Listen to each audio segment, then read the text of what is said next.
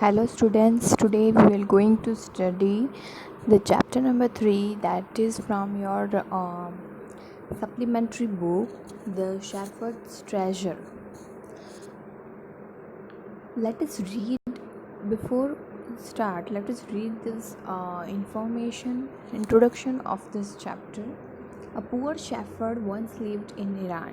Though uneducated, he was very wise and helpful. The king decided to meet him in disguise. Now यहाँ पे एक poor shepherd, चरवाहा जिसे बोलते हैं, राइट। तो ये जो पुअर शेफर्ड है वो ईरान में रहता था।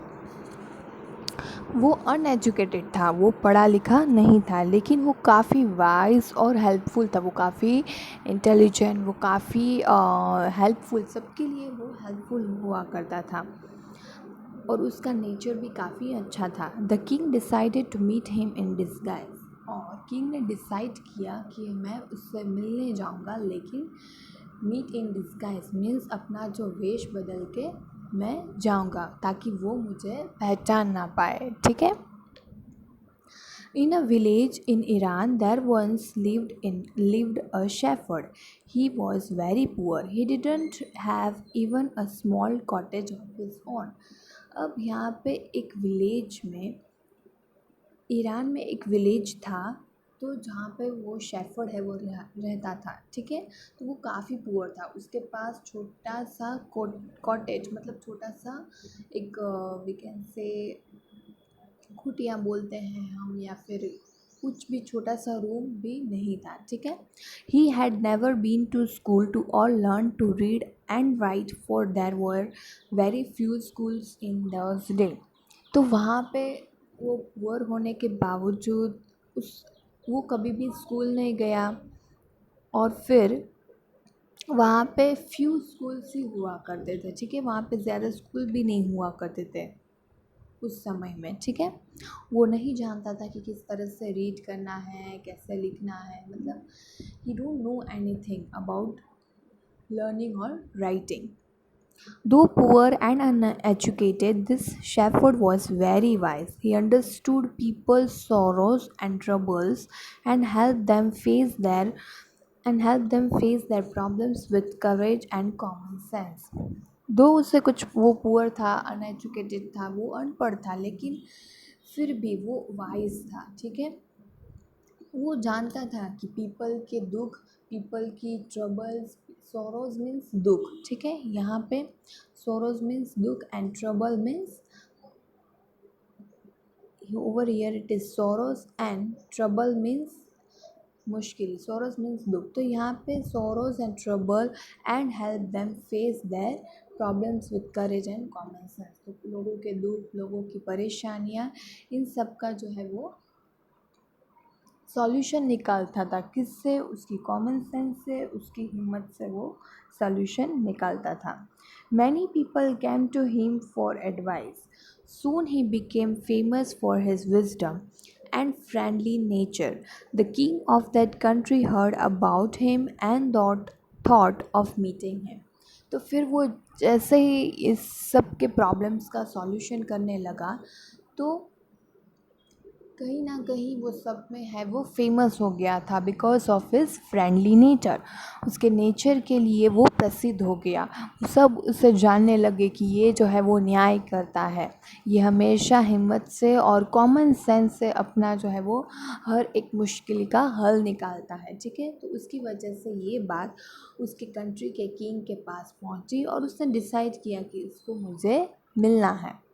Disguised as a shepherd and riding on a mule, one day the king came to the cave where the wise shepherd lived.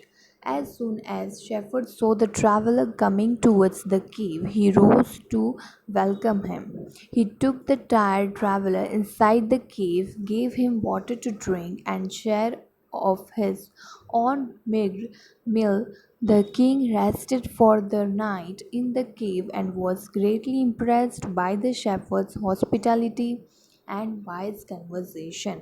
Now, over here, you can see that this is the king he is coming on mule. ठीक है, यहाँ पे वो घोड़े पे सवार, यहाँ पे किंग है वो अपना जो वेश बदल के आप देख सकते हैं आया हुआ है। ठीक है, and this is the shepherd. Okay, now अब यहाँ पे क्या होता है कि ये जो किंग है वो कि भेष बदल के इस शेफर्ड के पास उस गुफा में जाता है। ठीक है,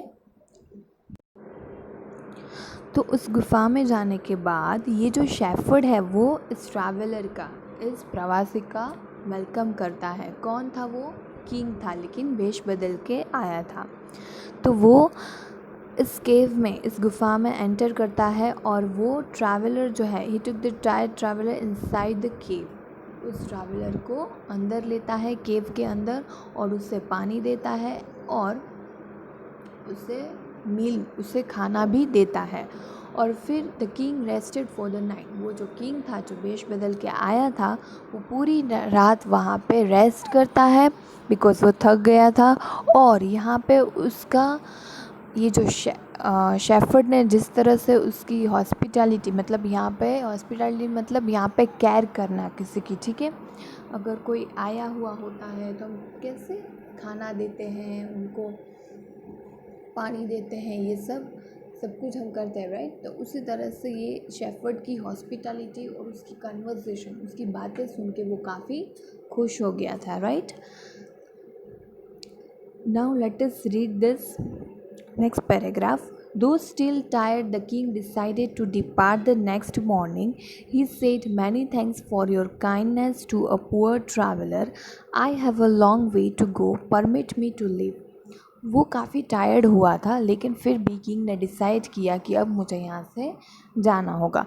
फिर उस शेफर्ड को वो क्या बोलता है कि वो बोलता है मुझे यहाँ से जाना होगा बिकॉज़ मुझे और भी आगे जाना है, तो मुझे परमिशन दो यहाँ से जाने के लिए। Looking straight into the eyes of his guest, the shepherd replied, "thank you your majesty for paying me the compliment of a visit." The king was astonished as was pleased. "He is indeed very wise," he thought to himself. "I need people like him to work for me." And the king appointed this humble shepherd the governor of a small district. Although he rose to power and dignity, the shepherd remained as humble as ever. People loved and honored him for his wise wisdom, sympathy, and goodness. He was kind and just to one and all. His fame as a fair and wise governor soon spread throughout the country. Now what happened? तो यहाँ पे वो shepherd है, उसके eyes में देखता है, उस गेस्ट की, उस मेहमान की आइज़ में देखता है और फिर वो बोलता है, "thank you your majesty." Majesty मतलब यहाँ पे हम बोल सकते हैं हुकुम, राइट। तो for paying me the compliment of a visit, मतलब ये कॉम्प्लीमेंट देने के लिए थैंक यू। और जो किंग है वो काफ़ी इससे प्रभावित हो जाता है और इसके कारण वो इस शेफर्ड को क्या डिक्लेयर करता है? As governor of small district. ठीक है, इस बिहेवियर के कारण उस किंग ने इस शेफर्ड को क्या बना दिया यहाँ पे? Governor of a small district. और गवर्नर होने के बावजूद भी उसकी जो विजडम, उसकी जो सिंपैथी, उसकी जो गुडनेस है वो कभी नहीं गई। उसकी वैसी की वैसी जो काइंडनेस थी वो रही। ठीक है, वो फेमस होता गया, फेम उसे मिलता गया because of his goodness and kindness. Okay, वो पूरी कंट्री में उसी तरह से वो फेमस हो गया। Now the governors of the other provinces grew terribly jealous of him and began to talk to the king against him. They said, "He is very dishonest and keeps for himself part of the money that he collects as tax from the people. Why did he always carry with him," they added, "an iron chest? Perhaps he carried in it the treasure that he had secretly collected. After all," they said mockingly, "he was an ordinary shepherd and could behave no better." Now what happen, यहाँ पे ये जो सारे दूसरे जो governor थे वो काफ़ी जेलस होने लगे, ठीक है, बिकॉज किंग ने इस पुअर शेफर्ड को गवर्नर बना दिया था। उसकी तारीफ़ें हर जगह हो रही थी, जिसकी वजह से दूसरे जो गवर्नर थे वो काफ़ी जेलस फील कर रहे थे। तो दूसरे जो गवर्नर है वो किंग को जानबूझ के उसके खिलाफ़ बोलते थे। वो क्या बोलते थे कि वो काफ़ी डिसऑनेस्ट है, वो कभी भी न्याय नहीं करते हैं, और उसके पास जो मनी आते हैं एज अ टैक्स, ठीक है, टैक्स के जो मनी मिलते हैं, ठीक है, पीपल से गवर्नर टैक्स लेती है ना, हाँ, तो उसी तरह से जो पैसे आते हैं पीपल से, तो वो सारे पैसे वो क्यों अपने पास रखता है, ये सवाल किंग से होता है वहाँ पे। At first, King didn't pay attention to these reports, but how long could he ignore these governors and endless stories about the shepherd? One thing was certain, the king discovered the new governor did carry an iron chest with him all the time. Now what happened? वो हमेशा उसके साथ एक iron chest रखता था, जिसके iron chest क्यों रखता था, ठीक है, ये सवाल सबके मन में था, ठीक है, ये आपको दिख रहा है यहाँ पे, this is the iron chest, okay. तो यहाँ पे वो हमेशा रखता था, तो फिर ये क्यों रखता था, तो ये सबके मन में उन्हें ऐसा लगता था कि ये जो पैसा है वो उसके पास रख रहा है। So one day the new governor was summoned to the palace. He came riding on his camel, and to everyone's delight, the famous iron chest was there fastened securely behind him on the camel's back. तो इस governor को, इस shepherd को बुलाया जाता है, और हमेशा की तरह उसका जो ये जो आयरन चेस्ट था वो कहाँ पे था, उसके कैमल के बैक पे, ठीक है। Now the king was angry, he thundered, why do you always carry that iron chest with you, what does it contain. तो किंग है वो काफ़ी एंग्री हो जाता है ये सब देख के, वो कब तक इग्नोर करता है इन सब की बातें, तो एक ना एक दिन उससे बुलाया, और फिर वो एंग्री हो जाता है ये देख के कि कैमल के पीछे उसने आयरन चेस्ट रखा है, बैग के पीछे। तो फिर वो बोलता है कि इस आयरन चेस्ट में क्या रखा है आपने। The governor smiled, he asked his servant to bring in the chest. How eagerly the people standing around waited for the shepherd to be found out, but how great was their astonishment, and even of the king himself, when the chest was opened.